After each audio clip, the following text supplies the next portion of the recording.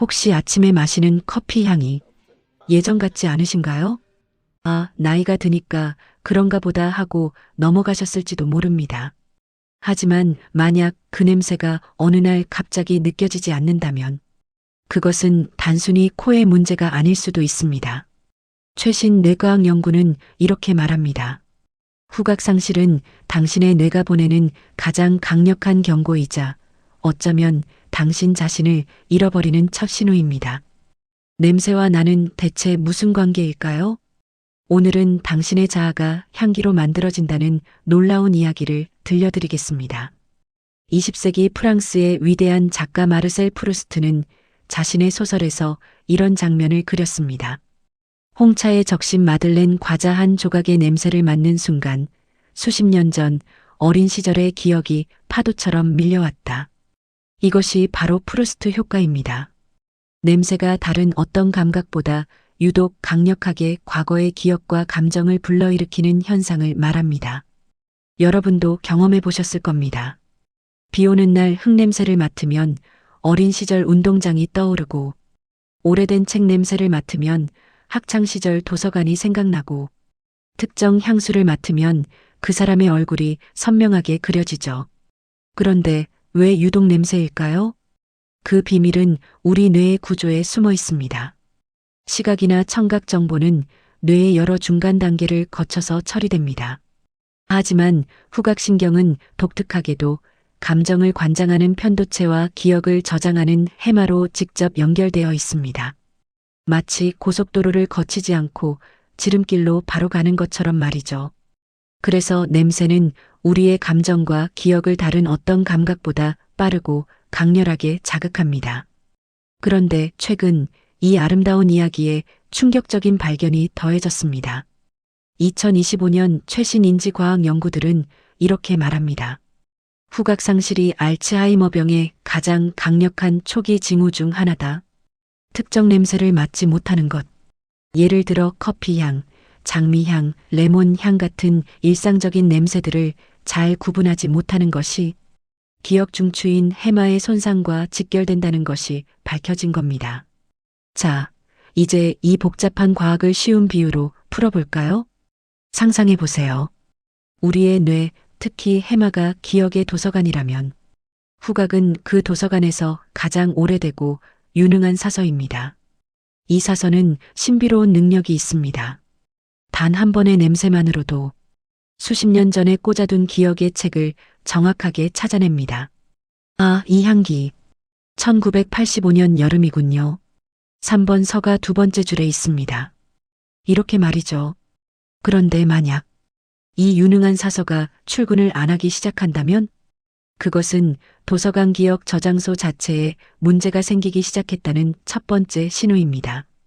냄새를 못 맡는다는 것 후각 상실은 사서가 사라진 것이고 그것은 도서관 전체가 무너지기 시작하는 징조입니다. 이번엔 다른 비유를 들어볼게요. 나의 자아를 하나의 촛불이라고 생각해 보세요. 이 촛불의 불꽃은 자아입니다. 촛불을 이루는 양초는 기억입니다. 그 양초에 불을 붙이는 성냥은 후각입니다.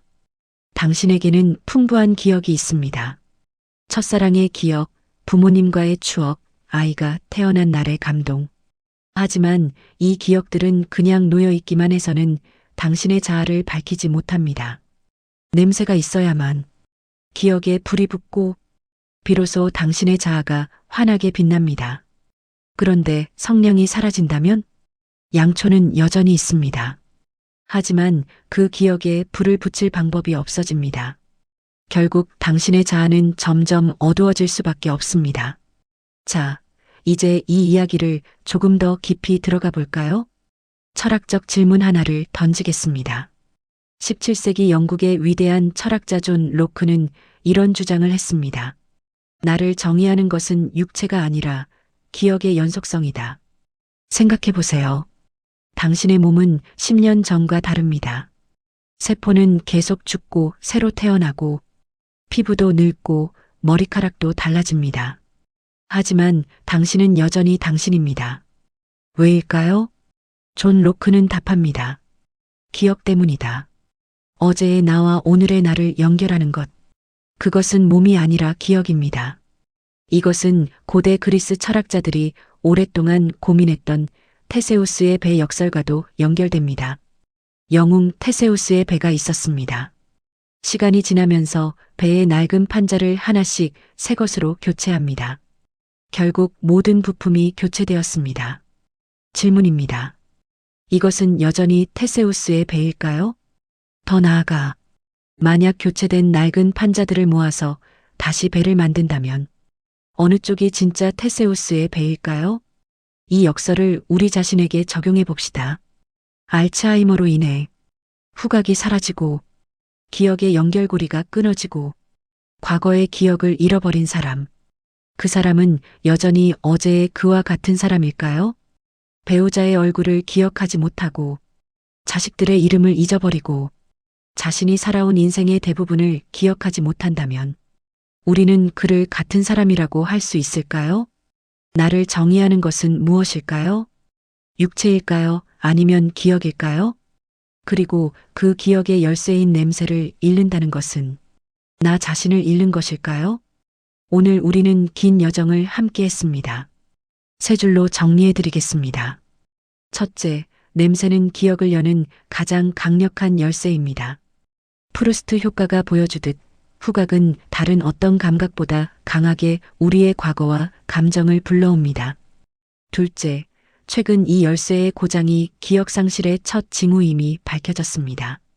만약 일상적인 냄새들을 구분하기 어렵다면 그것은 뇌가 보내는 경고일 수 있습니다.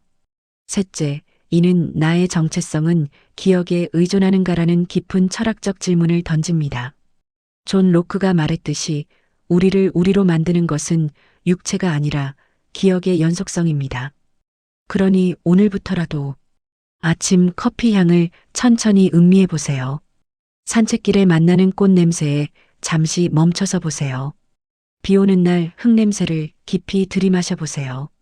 그 작은 순간들이 당신의 기억을 살아있게 하고 당신의 자아를 밝히는 성령이 될 것입니다. 마지막으로 질문 하나 드리겠습니다. 여러분에게 인생의 가장 중요한 순간을 떠올리게 하는 냄새는 무엇인가요? 어머니의 손때 묻은 부엌 냄새일 수도 있고, 첫 데이트 때 뿌렸던 향수일 수도 있고, 아이가 태어난 병원의 냄새일 수도 있습니다. 댓글로 여러분의 기억의 냄새를 공유해 주세요. 우리 모두의 이야기를 함께 나눠봅시다. 여러분의 늦게 온 깨달음을 응원합니다. 다음 영상에서 또 만나요.